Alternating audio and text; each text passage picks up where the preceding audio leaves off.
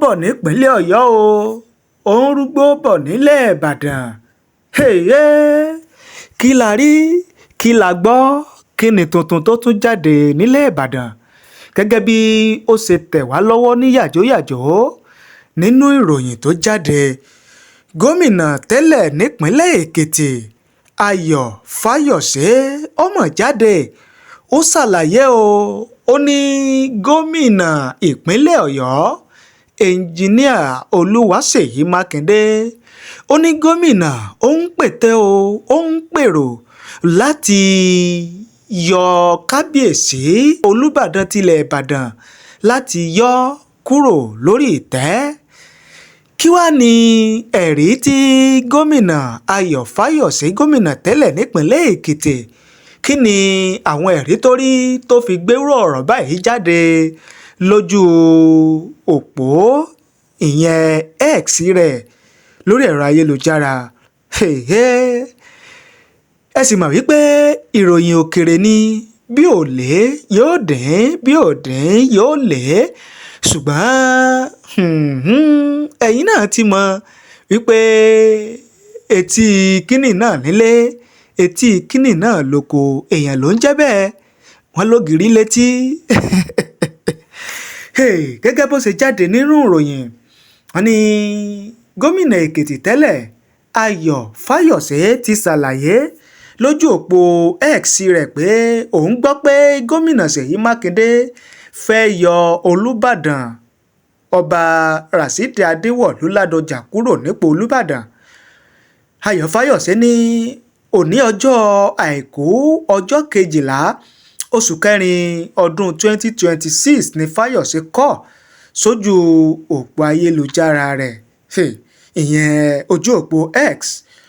Gẹ́gẹ́ bó ṣe wí mo gbọ́ pé dájúdájú ó sì dá mi lójú pé gómìnà ṣèyí mákindé ìpínlẹ̀ ọ̀yọ́ ń pète láti yọ olùbàdàn ilẹ̀ ìbàdàn ọba sẹ́nitọ́ rasidi adéwọ̀lú ládọjà kúrò nípò olùbàdàn. Ó ní ọ̀sẹ̀ yìí ló fẹ́ bẹ̀rẹ̀ ète náà pẹ̀lú fífún olùbàdàn níwèé ẹ̀sùn nípa bí kò ṣe yọjú síbi ayẹyẹ ìgbadé àwọn olóyè gíga nílẹ̀ ìbàdàn ìyẹn àwọn olóyè mẹ́ta tí ó yẹ kí wọ́n gbadé láti di ọba eléyìí tó wáyé lọ́sẹ̀ bíi méjì sẹ́yìn pẹ̀lú àwọn ẹ̀sùn míì tó fi kan kábíyèsí olùbàdàn tilẹ̀ ìbàdàn nínú ìwé wáwítẹnu rẹ̀ tó fẹ́ fi ránṣẹ́ sí kábíyèsí olùbàdàn tilẹ̀ ìbàdàn ní ọ̀sẹ̀ tuntun tá a kó sí yìí. Ó tẹ̀síwájú ó ní tiwa o a ó máa wo sìgìdì ṣèyí mákindé tó fẹ́ ṣeré ẹ̀tẹ́ ọ̀rọ̀ ń bọ̀rọ̀ bọ̀ eégún aláré. Àwọn èèyàn tí wàá ń fi èrò àti ìwòye tiwọn wọ́n ti fi ń ṣọwọ́ lórí ọ̀rọ̀ tí ayọ̀ fáyọ̀ṣe lórí ọ̀rọ̀ tó sọ yìí.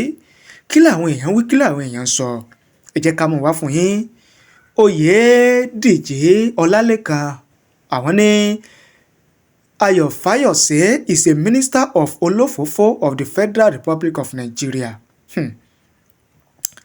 Kẹ́hìndé olúwaṣẹ́wọ̀n ní ayédèrú fáyọ̀ṣe ayé rẹ̀ ti ta. Adẹ́nẹ́kàn mọ̀súnmọ́lá àwọn ní fáyọ̀ṣe ti forí gbálẹ̀ ọjọ́ ti pẹ́ a ò kàn fura ni. Adéọlá Àdìgún wọ́n ní àrùn ọpọlọ ń yọ ọ̀gbẹ́ni fáyọ̀ṣe lẹ́nu o ló jẹ́ kó máa sọ oríṣiríṣi àwọn ọ̀rọ̀ tó ń sọ yìí. Babátúndé Waheed àwọn ní ṣé ọ̀rọ̀ ìbàdàn ṣé ó kàn yín ni àbí báwo ṣe bí ọmọ èkìtì nìyín kí ló wá dé tẹ́ wá ń ṣe sọ ló mákindé sọ̀rọ̀ ilẹ̀ ìbàdàn. Ògúngbílé olúṣọlá wọn ní ẹjọ́ sí fáyọ̀ṣe ti di ọmọ ìpínlẹ̀ ọ̀yọ́ ni kí ló dé tí wọn ò mójútó ọ̀rọ̀ ìyàwó àbúrò wọn. Yorùbá sì sọ yìí pé Fálànà gbọ́ tiẹ̀ tara ẹni là á gbọ́. Agboola Ọlámilékan Tèmítọ́pẹ́ àwọn ní kí ni ìṣòro máa yí gan pẹ̀lú Ṣèyí Mákindé kí ló fẹ́ gbà lọ́wọ́ ìjọba Ṣèyí Mákindé. Ẹni míì fi ọ̀rọ̀ ránṣẹ́ o Álímì Àmínà àwọn ní gbéborùn má fi lọ̀mí dá sí abojúgun lẹ́gbẹ̀ẹ́ etí ní ọ̀rọ̀ Fáyọ̀ṣe. Àgbà àgbà òjò Saheed àwọn ní wàláì wọ́n máa fi PDP pìtàn nìbàdàn gbẹ̀yìn ni. Ṣé ẹ̀yin mọ̀ wípé Ṣèyí Mákindé fẹ́ fọ́ igi mọ́ PDP lórí nílẹ̀ Ìbàdàn kó tó di pé yóò kúrò nípò gómìnà ni. Oríṣiríṣi àwọn èèyàn ni wọ́n ń fi ọ̀rọ̀ àti òye tí wọ́n sọwọ́. Abel Evan àwọn ní Fáyọ̀sé come law for your state pass Ekiti state. Ṣèyí Mákindé is not a bastard, he is a core Ibadan man, he respects elders, may GSM succeed. Irọ́ ni Fáyọ̀sé ń pa. Okay. Taofik Owóyẹmí àwọn ní Ọlọ́run ṣeun orí Aláàfin ti mú wọn. Ọmọ́túndé Lawal wọ́n ní orí rẹ̀ ló burú aláìníṣẹ́ ọ̀lẹ́dàràn you want to be relevant but this is not the way. Gẹ́gẹ́ bí ìrà àti òye àwọn èèyàn òun náà lẹ́gbọ́ tí àmúwá fún yín yẹn gẹ́gẹ́ bí àwọn èèyàn ṣe ń sọ. Ògúnṣọlá Ọláyínká wọ́n ní onígbàkúgbọ́ ní Fáyọ̀sé. Ṣèyí Mákindé kì í ṣe ẹni bíi tiyín. Ìpínlẹ̀ Ọ̀yọ́ ò lè bàjẹ́ ibi tí ẹ bá Èkìtì jẹ́ dé ni kí ẹ mójútó. Kí ni tiyín pẹ̀lú ìpínlẹ̀ Ọ̀yọ́? Ẹ dojúkọ owó tí ẹ fẹ́ gbà lọ́wọ́ Tinubu. Bàbá Tinubu àtọ́ba tẹ́lẹ̀ ni á fún yín lówó tí ẹ fẹ́. Oríṣiríṣi àwọn èèyàn náà ni wọ́n ń fi ọ̀rọ̀ àti òye tí wọ́n sọwọ́ gẹ́gẹ́ bí ẹ ṣe gbọ́ tí a mú wá fún yín yẹn. Kí ni èrò tiyín? Kí ni òye tiyín? Tí mo fẹ́ ká ṣàkíyèsí lórí ọ̀rọ̀ yìí ni wípé Ayọ̀ Fáyọ̀sé tó sọ ọ̀rọ̀ yìí jáde ọ̀pọ̀lọpọ̀ àwọn ọ̀rọ̀ ló ti sọ báyẹn tó jẹ́ pé ó padà rí bẹ́ẹ̀. Ṣùgbọ́n nígbà tó kọ́kọ́ sọ àwọn èèyàn ń fojú bá mi wò ó pé irọ́ ní ń pa àríyìrí sọ ni ó fẹ́ relevant ni ó fẹ́ trend ni oríṣiríṣi ni àwọn èèyàn ń sọ. Ṣùgbọ́n later ó ní àwọn ọ̀rọ̀ tó padà sọ ló ń padà rí bẹ́ẹ̀ tó ti jẹ́ pé a lè ka bí méjì mẹ́ta lára ilé tí ò ṣe rántí tí ò ṣe mọ̀ rántí ó ní ọ̀rọ̀ owó tí wọ́n ní ìjọba àpapọ̀ fún ìjọba ìpínlẹ̀ Ọ̀yọ́ lórí ìṣẹ̀lẹ̀ bomb explosion tó wáyé nípínlẹ̀ Ọ̀yọ́ nígbà yẹn tí ìjọba ìpínlẹ̀ Ọ̀yọ́ tó dé mọ́ra tí ò sọ síta. Ṣùgbọ́n ọ̀rọ̀ yẹn padà rí bẹ́ẹ̀. Ṣùgbọ́n nígbà tí Ayọ̀ Fáyọ̀sé kọ́kọ́ sọ ọ̀rọ̀ yẹn àwọn èèyàn kọ́kọ́ wò pé ṣé ọ̀rọ̀ yìí lè rí bẹ́ẹ̀ sá pé irọ́ ni Ayọ̀ Fáyọ̀sé ń pa pé ó fẹ́ fi bà ti Ṣèyí Mákindé jẹ́ nípínlẹ̀ Ọ̀yọ́ ni. Ṣùgbọ́n later lọ̀rọ̀ padà jẹyọ ni àṣírí ọ̀rọ̀ padà rú jáde. Eléyìí tá a wá gbọ́ tó tún sọ jáde yìí tá a bá ní òní rí bẹ́ẹ̀ tó bá rí bẹ́ẹ̀ ńkọ́ àbí ojú kílẹ̀ yín fi wò ó. Ẹ jẹ́ ká mọ èrò àti ìwòye tiyín ẹ fi ṣọwọ́ sí wa láàyè comment nísàlẹ̀ fídíò yá ká a sì ṣe àgbéyẹ̀wò rẹ̀ gẹ́gẹ́ bí ṣe wa. Ẹ ṣé o àdúpẹ́ ẹ bá ní pín ẹ bá ní share rẹ̀ kí ó rìn jìnnà dáadáa. Thank you, God bless you. Ní ayọ̀ ni mo mú wá fún wa láti ilé S2 Ultimate Herbal International Limited tí wọ́n fi tewétegbò láti fi ṣe ìwòsàn fún oríṣiríṣi àìsàn tí ó ń bá ọmọ aráyé fínra pàápàá jùlọ àìsàn bíi high blood pressure tí à ń pè ní ìfúnpá gíga, bákan náà àìsàn ṣúgà tí à ń pè ní diabetes, àìsàn sángun tí à ń pè ní arthritis àbí rheumatism, ọgbẹ́ inú tí à ń pè ní ulcer àbí ẹnikẹ́ni tó bá ní oyún ìju tí à ń pè ní fibroid. A dẹ̀ tún ní oògùn fún àwọn èèyàn tó jẹ́ pé wọn kì í rí oorun sùn déédéé, yálà ìrorun sùn wọn bóyá àìsàn kan ló ń bá wọn fínra àbí bóyá àgbà ló tiẹ̀ ti dé.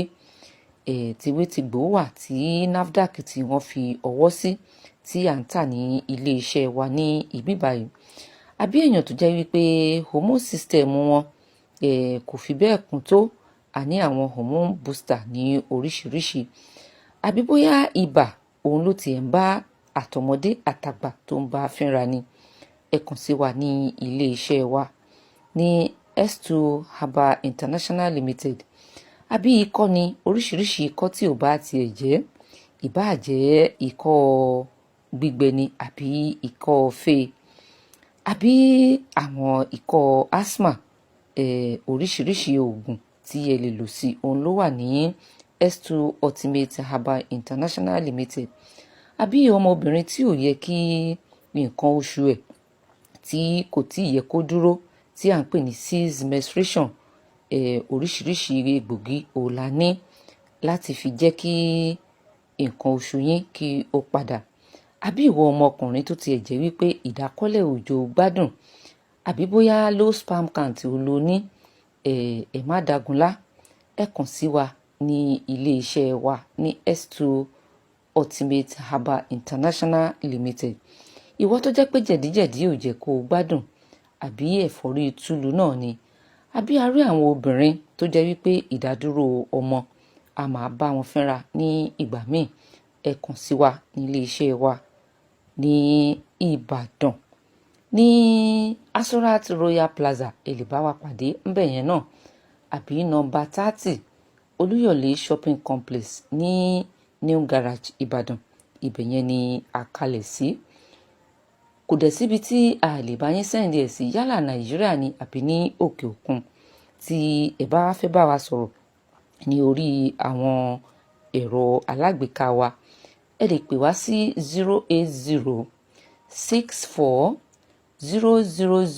08064000204. lẹ́ẹ̀kan sí 08064000204, àbí kẹ́ ẹ pè wá sí 0704-079-0153.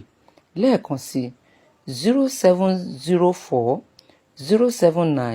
0704-079-0153. èyíkéyìí tí ẹ bá pè wá sí nínú nọ́mbà wa, ẹ rí i pé à á gbé lẹ́sẹ̀kẹsẹ̀. Àwọn èèyàn tí wọ́n bá fẹ́ rà á ní àtàtúntà, àyè wà fún wọn náà láti kàn sí wa ní ilé iṣẹ́ wa ní S2 Ultimate Herbal International Limited.